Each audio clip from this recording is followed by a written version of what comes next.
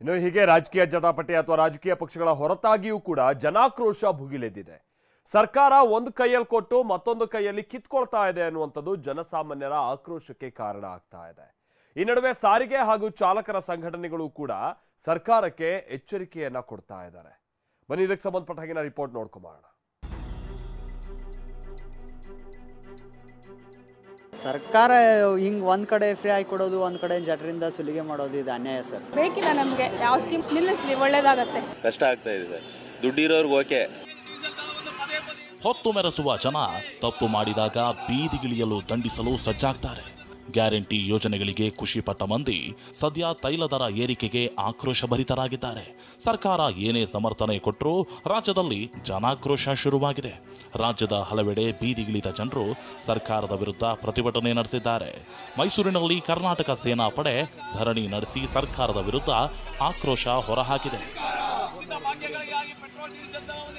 ಇತ್ತ ಯಾದಗಿರಿಯಲ್ಲಿ Q taxi ಚಾಲಕರ ಸಂಘ ಮಾನವ ಸರಪಳಿ ನಿರ್ಮಿಸಿ ಬೆಲೆ ಏರಿಕೆ ನಿಲ್ಲಿಸುವಂತೆ ಆಗ್ರಹ ಮಾಡಿದೆ.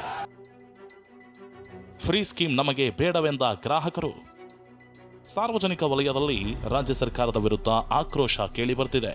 ಸರ್ಕಾರದ ಗ್ಯಾರಂಟಿಗಾಗಿ ಹಣ ಹೊಂದಾಣಿಕೆ ಮಾಡ್ತಿದೆ. ಹೀಗಿದ್ರೆ ನಮಗೆ ಫ್ರೀ ಸ್ಕೀಮ್ ಬೇಡವೆಂದು ಅಸಮಾಧಾನ ಹೊರಹಾಕಿದ್ದಾರೆ. ನಮ್ಮಂತ ಬಡವರ ಪ್ರಾಣ ಹಿಂಡುತ್ತಿದ್ದಾರೆ ಅಂತ ಗ್ರಾಹಕರು ಅವಲತ್ತುಕೊಂಡಿದ್ದಾರೆ.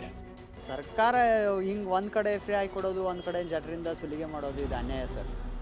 ಸುಮ್ಮನೆ ಮೊದಲಿತ್ತಲ್ಲ ಅದೇ ರೇಟ್ ಕಂಟಿನ್ಯೂ ಮಾಡ್ಬೋದಿತ್ತು. ಇವರು ಸಡನ್ನಾಗಿ ₹3 ಏರಿಸೋದು ಅವಶ್ಯಕತೆ ಇರಲಿಲ್ಲ ಅನ್ಸುತ್ತೆ. ಬೇಕಿಲ್ಲ ಸರ್, ಅವೆಲ್ಲ ಬೇಡ. ನಮ್ಮ ತಲೆ ಮೇಲೆ ಎಳೆದ್ಬಿಟ್ಟು ಬೇರೆಯವ್ರಿಗೆ ಕೊಡೋದು ಯಾವ ನ್ಯಾಯ ಹೇಳಿ? ಇದು ಬೇಕಿಲ್ಲ ನಮಗೆ. ಯಾವ ಸ್ಕೀಮು ನಿಲ್ಲಿಸಲಿ ಒಳ್ಳೇದಾಗತ್ತೆ. ಇದೆಲ್ಲ ಬೇಕಿಲ್ಲ ನಮಗೆ. ಪೆಟ್ರೋಲ್ ಡೀಸೆಲ್ ಜಾಸ್ತಿ ಆಗಿದೆ ರೇಟು, ಬೇಡ. ಎಲ್ಲ ಪ್ರತಿಯೊಂದು ಜಾಸ್ತಿ ಮಾಡಿಬಿಡ್ತಾರೆ, ಯಾವುದು ಬಿಡಲ್ಲ. ಕೇಳಿದ್ರೆ ಇದ್ರ ಮೇಲೆ ಹೇಳ್ತಾರೆ. ಇವಾಗಲೇ ತರಕಾರಿಗಳೆಲ್ಲ ಮಾತಾಡ್ಸೋಕ್ಕೆ ಆಯ್ತಾ ಇಲ್ಲ, ಕಷ್ಟ ಆಗ್ತಾ ಇದೆ ಸರ್. ದುಡ್ಡಿರೋರ್ಗೆ ಓಕೆ. ತೆರಿಗೆ ವಾಪಸ್ ಪಡೆಯದಿದ್ರೆ ಹೋರಾಟ ಎಂದ ಸಾರಿಗೆ ಸಂಘಟನೆ. ವಿವಿಧ ಸಂಘಟನೆಗಳು ಕೂಡ ತೈಲ ದರ ಏರಿಕೆ ವಿರುದ್ಧ ಕಿಡಿಕಾರಿದ್ದಾರೆ. ಸಾರಿಗೆ ಸಂಘಟನೆ ಅಧ್ಯಕ್ಷ ನಟರಾಜ್ ಶರ್ಮಾ ಮಾತನಾಡಿ, ತೆರಿಗೆ ವಾಪಸ್ ಪಡೆಯದಿದ್ರೆ ಹೋರಾಟ ಮಾಡ್ತೀವಿ ಅಂತ ಎಚ್ಚರಿಕೆ ಕೊಟ್ಟಿದ್ದಾರೆ. ಊಬರ್ ಮಾಲೀಕರು ಮತ್ತು ಡ್ರೈವರ್ಸ್ ಅಸೋಸಿಯೇಷನ್ ಅಧ್ಯಕ್ಷ ಸಹ ಸರ್ಕಾರದ ನಡೆಯನ್ನ ತೀವ್ರವಾಗಿ ಖಂಡಿಸಿದ್ದಾರೆ. ಇಡೀ ರಾಜ್ಯ ಬಂದು ಖಾಸಗಿ ಸಾರಿಗೆಯನ್ನು ಬಂದ್ ಮಾಡಿಸಿ ನಂತರದಲ್ಲಿ ಅದಕ್ಕೂ ಒಪ್ಪಲಿಲ್ಲ ಅಂತಂದರೆ ಮುಂದಿನ ನಿರ್ಧಾರಗಳು ಯಾವ ರೀತಿ ಇಲ್ಲಿ ಫಿಸ್ಕಲ್ ಪಾಲಿಸಿ ವೈಲೇಷನ್ ಆಗಿರ್ಬೋದು, ಇದರ ಯಾವುದ್ಯಾವುದಿದೆ ಕಾನೂನಿನ ಅಡಿಯಲ್ಲಿ ಕಾನೂನು ಹೋರಾಟವನ್ನು ಕೂಡ ನಾವು ಸರ್ಕಾರದ ವಿರುದ್ಧ ಮಾಡ್ತೀವಿ. ಅಡ್ವಾನ್ಸ್ ಟ್ಯಾಕ್ಸ್ ಪೇಯರ್ಸ್ ನಾವು ನಮ್ಮ ಮೇಲೆ ಸರ್ಕಾರಗಳಿಗೆ ಕರುಣೆ ಇರಬೇಕು.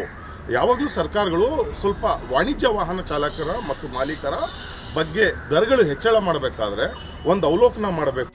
ತೈಲ ಬೆಲೆ ಜಾಸ್ತಿ ಆಗಿರೋದ್ರಿಂದ ಅಗತ್ಯ ವಸ್ತುಗಳ ಬೆಲೆ ಮತ್ತಷ್ಟು ಏರಿಕೆಯಾಗುವುದು ನಿಶ್ಚಿತ. ತರಕಾರಿ, ದಿನಸಿ, ಹೂವು, ಹಣ್ಣಿನ ಬೆಲೆಯೂ ಏರಿಕೆ ಕಾಣಲಿದ್ದು ಗ್ರಾಹಕರನ್ನ ಮತ್ತಷ್ಟು ಚಿಂತೆಗೆ ದೂಡುವಂತೆ ಮಾಡಿದೆ. Bureau report, TV9.